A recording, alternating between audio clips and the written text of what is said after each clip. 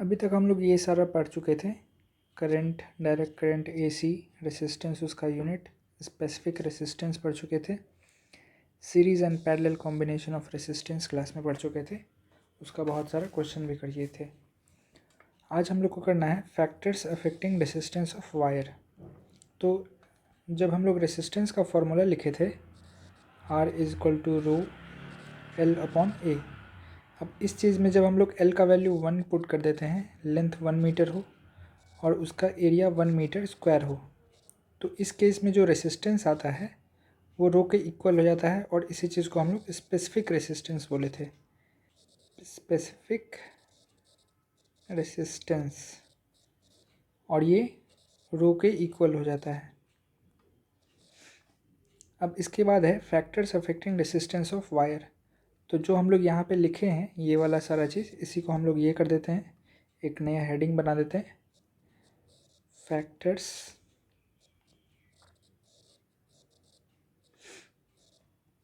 Affecting resistance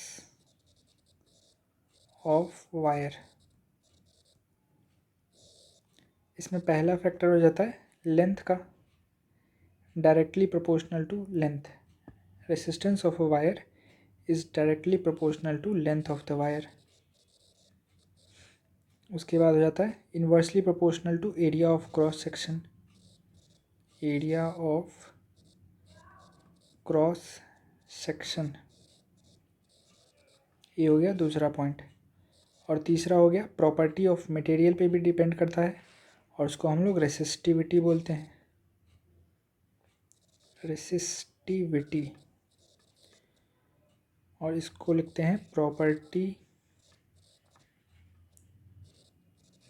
of material. ये वह material का प्रॉपर्टी। और फिर डायरेक्टली प्रोपोर्शनल होता है टेम्परेचर के। टेम्परेचर, जितना ज़्यादा टेम्परेचर होगा उसका रेसिस्टेंस भी इंक्रीज होता जाता है। तो ये सारा हो गया factors affecting resistance of the wire. उसके बाद हम लोग पढ़ेंगे टाइप्स ऑफ रेसिस्टेंस।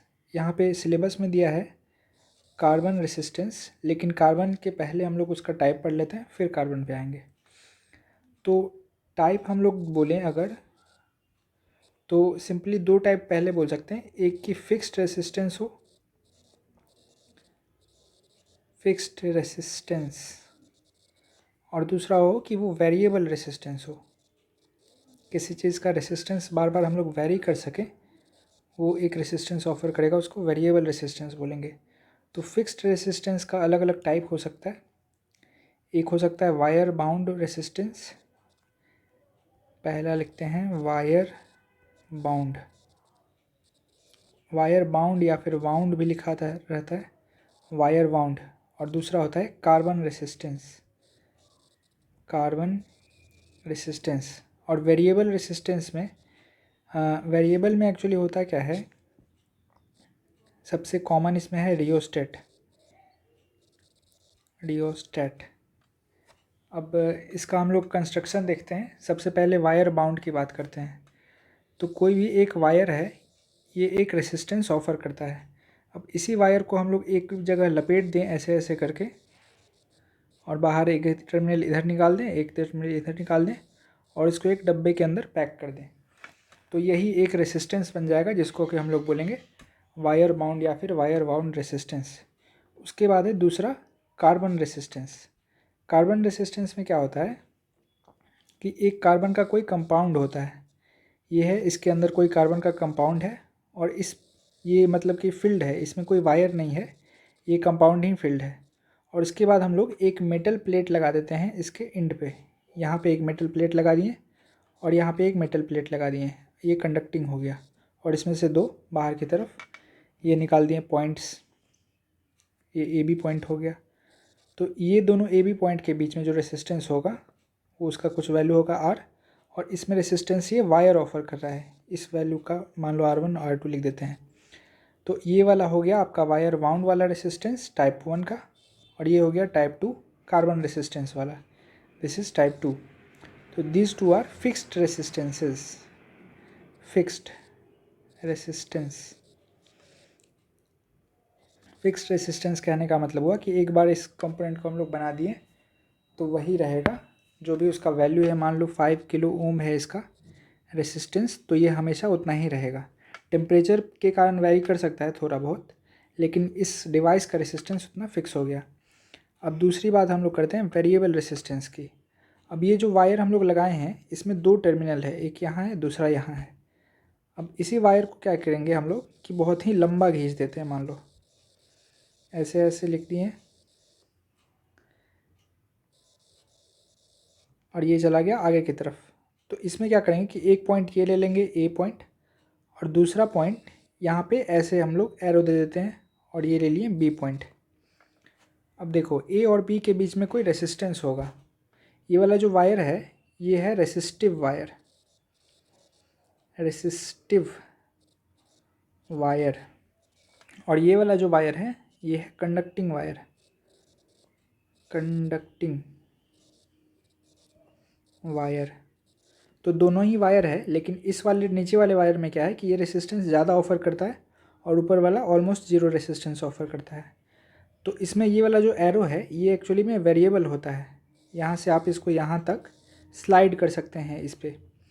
तो ये जितना दूर आप ले जाएंगे ये वाला लेंथ इंक्रीज़ करता जाएगा। ये मान लो एल लेंथ है, इसको इस वाले एरो को आप यहाँ आगे बढ़ा के यहाँ पे कनेक्ट कर दो, तो फिर यहाँ से मान लो 2L लेंथ हो गया, यहाँ पे 2L। तो इस इनिशियल वाले केस में मान लो R0 लिखना चाहें तो ये हो जाएगा रो इंटू L/A। अब दूसरे वाले केस में क्या हो जाएगा, R1 इसको कर देते हैं R1 और ये लिख दिए R2, तो R2 का वैल्यू हो जाएगा 2 इंटू L/A। तो ये वाला जैसे जैसे हम लोग एरो आगे पीछे शिफ्ट करेंगे ये रेसिस्टेंस का वैल्यू भी चेंज होता रहेगा। तो इसी चीज़ को हम लोग बोलते हैं वेरिएबल रेसिस्टेंस। वेरिएबल रेसिस्टेंस हो गया ये। और इस डिवाइस को हम लोग बोलते हैं रियोस्टेट। यहाँ पे लिखें रियोस्टेट। तो ये एक लंबा सा आपके मीटर ब्रिज जैसा ये टेबल पे रखा रहता है रियोस्टेट, और जैसे जैसे वैल्यू आपको चाहिए रेसिस्टेंस का इसमें चेंज कर सकते हैं। और इसी डिवाइस को हम लोग छोटा में भी बनाते हैं कभी कभी। छोटा में बनाने के लिए क्या करते हैं, जैसे आप लोग टीवी या रेडियो का वॉल्यूम देखते होंगे इंक्रीज़ डिक्रीज़ करने वाला, उसमें भी वेरिएबल रेसिस्टेंस होता है। उसमें क्या करते हैं हम लोग, एक मेटालिक प्लेट ऐसे रख दिए, ये लंबा प्लेट हो गया। अब इसका कुछ रेसिस्टेंस है ऐसे ऐसे, ये मेटल प्लेट है, मेटल एक्चुअली नहीं है, ये कोई कंपाउंड ही है जो कि रेसिस्टेंस ऑफर करता है। तो इसको भी लिख देते हैं रेसिस्टिव प्लेट। और इसके बाद क्या करेंगे हम लोग कि एक एरो लेंगे जो कि कंडक्टिंग वायर होगा। ये वाला एरो है, नॉब है जिसको बोलते हैं, नॉब बोल दिए, और ये वाला है कंडक्टिंग। और इसमें से एक पॉइंट ले लो यहाँ पे और दूसरा पॉइंट ले लो यहाँ पे, ये हो गया ए पॉइंट और ये हो गया बी पॉइंट। अब देखो करंट जब चलेगा तो इसमें से जाएगा करंट, इधर से मान लो जा रहा है करंट, और इससे होते हुए फिर इससे निकल के ऐसे चला जाएगा। तो इसमें जो रेसिस्टेंस ऑफर हुआ वो ये हुआ यहाँ से यहाँ तक का। तो R1 का वैल्यू लिखना होगा तो ये हो गया R1। अब इसको आप जैसे जैसे आगे की तरफ बढ़ाओगे तो रेसिस्टेंस इंक्रीज़ होता जाएगा। मान लो सेकंड पोजीशन हम लोग यहाँ रख दिए नॉब का, तो करंट इधर से जाएगा और फिर ऐसे होते हुए तब वापस आएगा। तो इस केस में क्या हुआ कि यहाँ से यहाँ तक रेसिस्टेंस ऑफर हुआ, तो ये हो गया R2। तो इस केस में भी ये भी हुआ वेरिएबल रेसिस्टेंस, वेरिएबल रेसिस्टेंस। तो रेसिस्टेंस का बस इतना ही कहानी था। दो टाइप का हो गया, एक फिक्स्ड हो गया और दूसरा हो गया वेरिएबल। फिक्स्ड में कौन सा होगा, वायर बाउंड हो सकता है और कार्बन रेसिस्टेंस हो सकता है। कार्बन में एक कार्बन कंपाउंड यूज़ होगा, वायर में वायर वाला यूज़ होगा। वेरिएबल में एक रियोस्टेट हो सकता है या फिर आपका ये वॉल्यूम जैसा नॉब हो सकता है। अब हम लोग कार्बन वाले की बात करते हैं। नीचे यहाँ पे है कार्बन वाला। तो देखिए इसमें यहाँ पे ये इस फिगर को देखिए आप लोग, इस फिगर में ये यहाँ पे है पहला टर्मिनल आपका, ये मान लो ए टर्मिनल है और ये हो गया बी टर्मिनल, और इसके बीच में जो ये जो भरा हुआ है यही है रेसिस्टेंस मटेरियल या फिर कार्बन कंपोजिशन लिखा हुआ है। ये कार्बन कंपाउंड होगा, अंदर भरा रहेगा, और ये वाला हो जाएगा आपका प्लेट से कनेक्टेड होगा, इसको मेटल रॉड लिखा हुआ है यहाँ पे। अब इसके बाद बाहर जो है इसका कोटिंग किया हुआ है इंसुलेटर का, कि इससे कोई झटका ना लगे। और ये रेसिस्टेंस एक्चुअली में कितना है वो बताने के लिए यहाँ पे कलर का यूज़ किया जाता है। तो कलर कोडिंग नीचे लिखा हुआ है, वो हम लोग अभी पढ़ने वाले हैं। और यहाँ पे जो 3 इक्विपमेंट है, इन तीनों का नाम देखिए। ये वाला है रेसिस्टर डिवाइस का नाम बोलेंगे तो रेसिस्टर हो जाएगा। और ये हो गया कैपेसिटर, जो हम लोग पहले पढ़ चुके हैं, कैपेसिटर। और ये वाला है डायोड। डायोड का क्या काम होता है, ये इलेक्ट्रिक करंट को एक डायरेक्शन में फ्लो होने देता है। कैपेसिटर क्या करता है, ये चार्ज को स्टोर करके रखता है। और रेसिस्टर इलेक्ट्रिसिटी को फ्लो होने देता है लेकिन कंट्रोल करता है, वोल्टेज को ड्रॉप करता है। अब इसकी बात हम लोग करने वाले हैं कि रेसिस्टेंस कितना है वो कलर से डिनोट करना है। तो उसके लिए ये टेबल बना हुआ है, उस टेबल को देखिए आप लोग, और यहाँ पे हम लोग बताते हैं। तो यहाँ पे 4 पट्टी है, यहाँ पे ये हो गया फर्स्ट, ये हो गया सेकंड, ये हो गया थर्ड, ये हो गया फोर्थ। तो इसमें चारों का एक फार्मूला होता है कि ये फर्स्ट और सेकंड डिजिट जो है हम लोग वो लिखते हैं वैल्यू हो गया। और जो थर्ड डिजिट होता है वो होता है मल्टीप्लायर। और जो फोर्थ डिजिट होता है वो होता है टॉलरेंस। तो ये सब क्या चीज़ है वो हम लोग देखते हैं। तो सबसे पहली बात है, ये मान लो ब्राउन कलर है, तो यहाँ पे हम लोग देखेंगे कि ब्राउन कौन सा है। यहाँ पे है ब्राउन, तो ब्राउन का वैल्यू लिखा है यहाँ पे 1, तो यहाँ हम लोग 1 पुट करेंगे। फिर दूसरा डिजिट देखेंगे, वो है ब्लैक।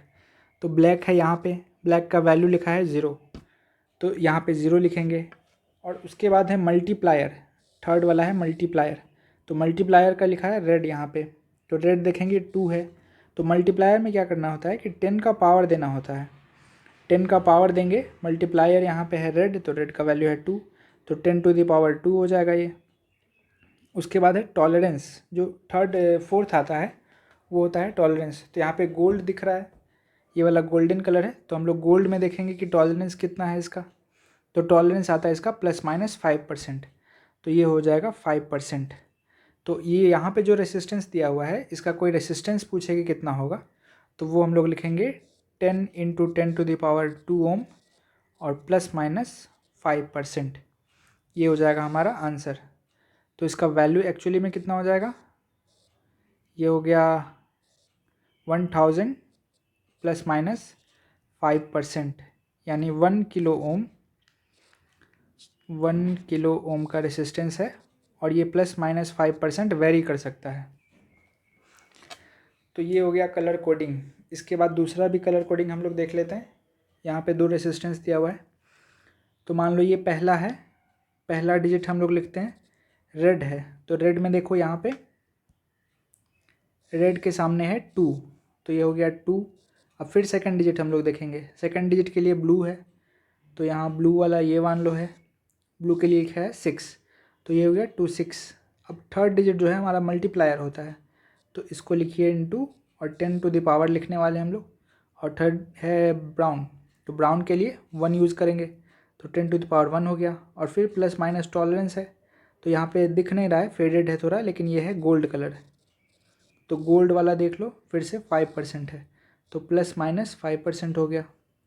तो रेसिस्टेंस का वैल्यू हमारा हो जाएगा 260 ओम ±5%, 5%। ठीक है।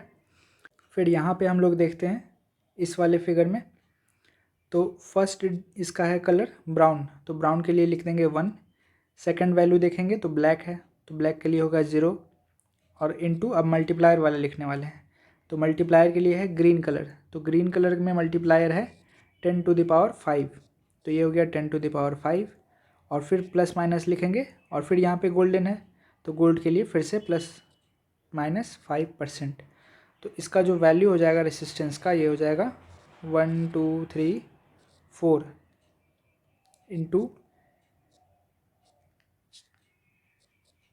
इंटू नहीं, +-5%, ये हो गया ओम में।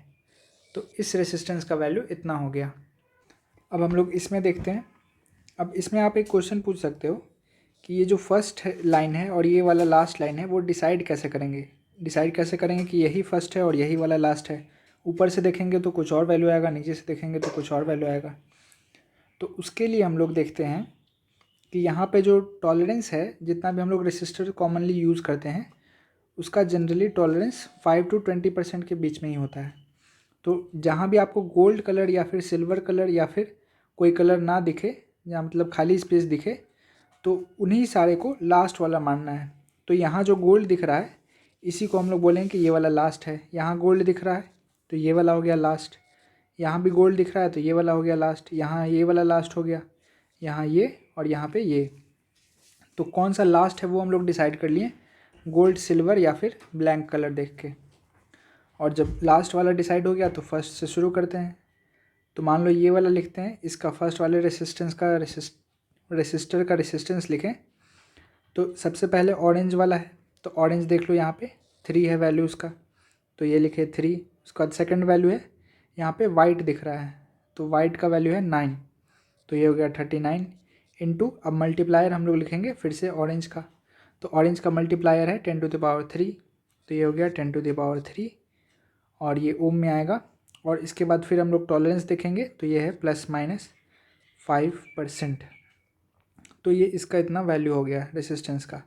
फिर दूसरे वाले का यहाँ पे लिखते हैं, मान लो तो पहला कलर है येलो, तो येलो के लिखे हम लोग डिजिट लिखें 4। उसके बाद दूसरा है ये वायलेट लग रहा है, तो ये हो गया 7, तो हो गया 47 इंटू 10⁻, लिखेंगे फिर से ब्लैक दिख रहा है, तो ब्लैक के लिए सबसे पहला वाला है 10⁻0, ये हो गया 0 और फिर प्लस माइनस और फिर से गोल्ड दिख रहा है, तो ये हो गया 5%। तो 10⁻0 कहने का मतलब हुआ कि 1% हुआ, मतलब 1 वैल्यू हो गया उसको। तो ये हो गया 47 ±5%, और ये हो गया ओम में इसका रेसिस्टेंस, मतलब 47 ओम का ही ये रेसिस्टर है दूसरा वाला। और तीसरा वाला लिखें तो पहला ही कलर इसका दिख रहा है ब्राउन जैसा, तो ब्राउन के लिए 1 यूज़ करेंगे 1, और फिर दूसरा है ग्रीन, ग्रीन के लिए 5 यूज़ करेंगे, ये हो गया 5 इंटू 10⁻, लिखेंगे फिर से। रेड है तो रेड के लिए 2 लिखना है प्लस माइनस। फिर यहाँ टॉलरेंस उसका देखेंगे तो फिर से गोल्डन कलर है, तो ये हो गया 5%। तो अब अगर इसका जो लिखना होगा एक्चुअली में हम लोग को रेंज, अगर कोई पूछे कि इसका रेंज कितना है, तो सबसे पहले तो रेसिस्टेंस लिखते हैं। ये मान लो हो गया 1500 ±5%। तो इसका रेंज कोई पूछे कि रेंज क्या है इस रेसिस्टर का, तो हम लोग बोलेंगे कि ये माइनस वाला पहले लिखो कि ये 1500 माइनस कितना हो सकता है 5% इसका, यानी कि 75 ओम घट जाएगा टू 1500 प्लस 75 ओम, इतना हो सकता है। तो ये 1425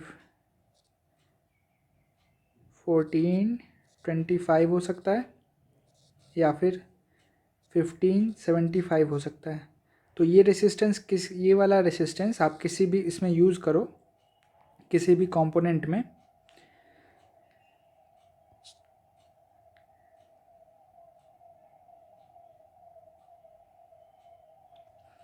तो ये वाला रेसिस्टेंस आप किसी भी कंपोनेंट में यूज़ करो, किसी भी सर्किट में, तो वो रेसिस्टेंस ऑफ़र करेगा या तो 1425 कर सकता है या फिर 1575 कर सकता है। इन्हीं दोनों के बीच में कोई रेसिस्टेंस वो ऑफ़र करेगा।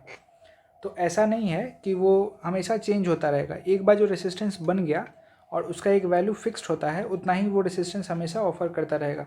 जैसे मान लो 1430 वो रेसिस्टेंस ऑफ़र किया, तो वो हमेशा ही 1430 ही रहेगा।